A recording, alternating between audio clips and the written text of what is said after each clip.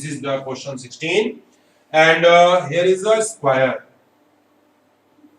एक स्क्वायर यहां पर दिया गया, ये स्क्वायर है और इस स्क्वायर के अंदर कहा जा रहा है कि चारों कोनों पर एक क्वाड्रेंट बनाया है। यहां से भी एक क्वाड्रेंट बना दिया गया है और इधर से भी एक क्वाड्रेंट ऐसे बनाया गया, ठीक है।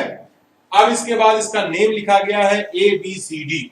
This point is A, this point is B, this point is C, this point is a D. And this is the shaded region. This is the shaded region. यही जो रीजन है, इस shaded region को हमें find करना है। अब आप सोचेंगे कि इसमें से जो है मामला तो यहाँ पे सीधा हो गया, लेकिन यहाँ भी जो है ट्रिक है, उस ट्रिक का यूज करेंगे और उस ट्रिक के बेस पर हम काम कर सकते हैं। Radius given 8 centimetre, so r यानी कि आपका ये भी है 8 सेंटीमीटर, 8 सेंटीमीटर, ये भी है 8 सेंटीमीटर, 8 सेंटीमीटर।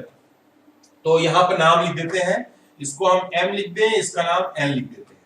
तो area of quadrant, area of quadrant is equal to, quadrant का नाम लिख देते हैं, A B C M is equal to pi r square by में 4, चौथा हिस्सा है। अब यहां हम देखेंगे कि पाई की वैल्यू उसमें कुछ मेंशन किया गया है 22 बाई में 7, आर की वैल्यू है 8 इंटू 8 और बाई में क्या हो गया 4। तो हम देख रहे हैं इसमें 4 टू जा ये और यहां पर हो जाएगा 22 इंटू 8 टू जा 16 बाई में 7, 16 दूनी 32 और 32 32 35 352 बाई में 7 सेंटीमीटर स्क्वायर। तो हमने जो है एक वैल्यू निकाली। अगेन एरिया ऑफ क्वाड्रेंट, इसका नाम हो जाएगा BANC, BANC हमने सिंबॉलिक बुक में ले लिया है।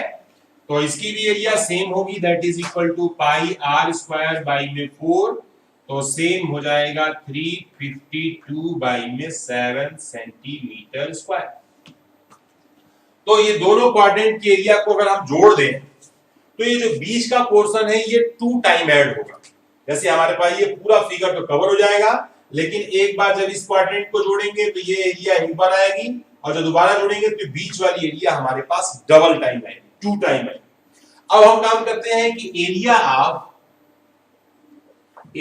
ऑफ स्क्वायर इक्वल टू होता है साइड का स्क्वायर। अब आप जान रहे हैं कि साइड कितना दिया गया है 8 सेंटीमीटर, 8 का स्क्वायर होता है 64 सेंटीमीटर स्क्वायर। अब हमें इस जो ट्रिक अपनानी है वो ट्रिक ये है कि area of shaded region equal to sum of the 2 quadrant minus area of square. तो इस ट्रिक से हम जो है शेडेड रीजन को इजीली आसानी से फाइंड कर सकते हैं।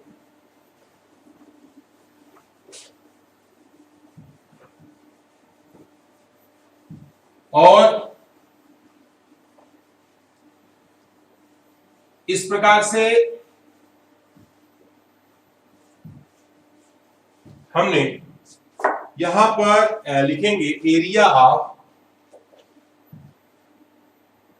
Shaded region is equal to sum of area quadrant is quadrant minus area of square. तो हमारे पास हो गया 352 बाई में 7 प्लस 352 बाई में 7 और में से 64 को माइनस करना। अब इसके बाद जो है हम इसको जब सॉल्व करते हैं तो that is equal to 4 10 7 by में 7 माइनस 64। अब इसके बाद जो है हम इसको और सिंप्लीफाई करते हैं तो गेट 704 माइनस 28 टू 42 42 44 अपॉन में 7। अब ये हमारे पास जो है यहां पर हो गया आपका 256 upon 7 centimetre square is the required area of the shaded sector. ध्यान रखिएगा, डी पॉइंट से जो क्वाड्रेंट है उसकी एरिया, बी पॉइंट से जो क्वाड्रेंट है उसकी एरिया, दोनों एरिया को हमने क्या किया यहां पर प्लस, और उसमें से ये स्क्वायर की एरिया को हमने क्या किया माइनस किया। तो हमारा जो शेडेड रीजन है, ये शेडेड रीजन हमारा कंप्लीट होता है और इसके साथ ही हमारा ये चैप्टर भी कंप्लीट हो जाता है। फिर स्टूडेंट मैं आपको बार बार बता दूं, एरिया रिलेटेड टू सर्कल बहुत इंपॉर्टेंट चैप्टर है।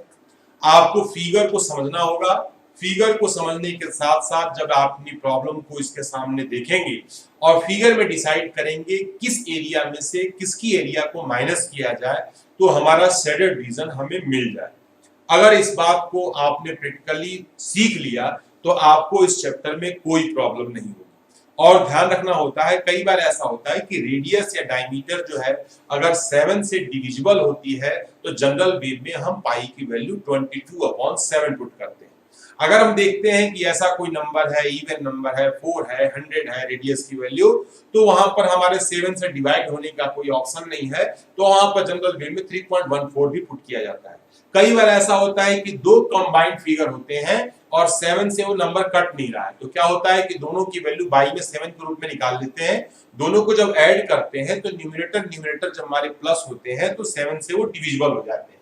तो ऐसे भी प्रॉब्लम देखने में आती है, हमारा क्वेश्चन जो है इजी हो जाता है और हम आसानी से अपनी प्रॉब्लम को सॉल्व कर लेते हैं।